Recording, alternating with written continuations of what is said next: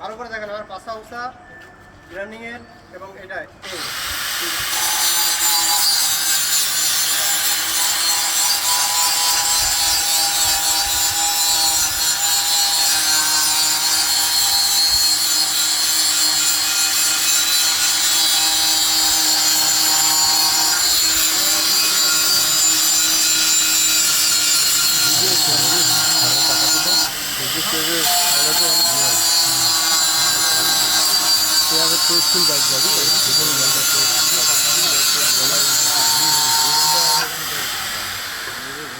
ঠিক এইভাবে, ঠিক আছে। এই যে জোর দেওয়া যাবে না স্যার?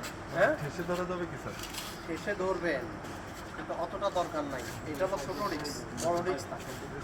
যদি বড় রিক্স হতো, নতুন রিক্স হতো, তাহলে সেটা দিয়ে আসতেন। বুঝা গেছে? আপনারা যাচ্ছেন যান, আপনাকে ছেলে মেয়ে যেন ওই জায়গায় যায় না, অ্যাক্সিডেন্ট যদি করে। মুস্তাক ভাই, ছেলে মেয়েরা ওই জায়গাতে যা শুরু করে ওদের নিষেধ করে দিবেন। সেটা তো বলে দিব, আজকেই বলে দিব যে যেখান থেকে বৈরাগত প্রবেশ নিষেধ। হ্যাঁ,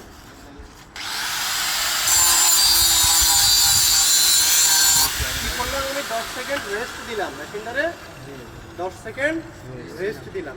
রেস্ট দেওয়ার পরে আবার শুরু করলাম। তাতে আপনার নিজের ব্যালেন্সটাও ঠিক থাকবে।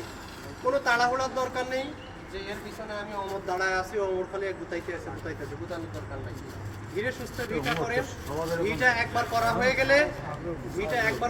গেলে আপনাদের ভি করতে হবে তখন কম, কারণ আপনাদের প্রথম কাজ হলো রুট পাস করা, শুধু রুট পাস করা, কাটিং ডিস্ক দিয়ে কাটা, ভেঙে ফেলা। তখন আবার এই ভির এই সাইডে রুট পাসটা করা ছিল, কাটিয়েছেন এই সাইডে, কাটার পরে এই যে সাইডেই ভি করছিলেন সেই সাইড দিয়ে আবার আপনি ভি করবেন। তাতে আপনার সময় লাগবে মাত্র 3 থেকে 4 মিনিট। কারণ আপনি তো রুট পাস করতেছেন, আপনি ক্যাপিং পাসও করতেছেন না, কাভার পাসও করতেছেন না। কারণ আপনার রুট পাস ক্লিয়ার না হওয়া পর্যন্ত আপনি অন্য পাসে যাবেন না তখন। এবং রুট পাস করার সময় আপনাকে খুব সূক্ষ্মভাবে কাজ করতে হবে যাতে পেছন সাইড থেকে বের হয়ে যায় এবং মোটা না হয়ে উপরে থাকে। উপরে যখনই থেকে যাবে তখন কিন্তু আপনার কাটতে গেলে মানে আপনার আর ই থাকবে না, মানে জানের কষ্ট বের হয়ে যাবে মেলা। বোঝা গেছে? তাহলে আমার কথা কি ক্লিয়ার বুঝতে পারছেন নাকি বোঝেন নাই? তাহলে এবার আপনারা হলো গ্রাইন্ডিংটা করেন ধীরে সুস্থে। এটা কিন্তু আবারও বলতেছি, মেশিনটাকে ভালো রাখার জন্য 2 মিনিট চালানোর পর অবশ্যই রেস্ট দিতে হবে। আপনারা বড় দুইটা মেশিন নষ্ট করে যে কত বড় ভুল করছেন আপনারা নিজেরাও জানেন না। ওই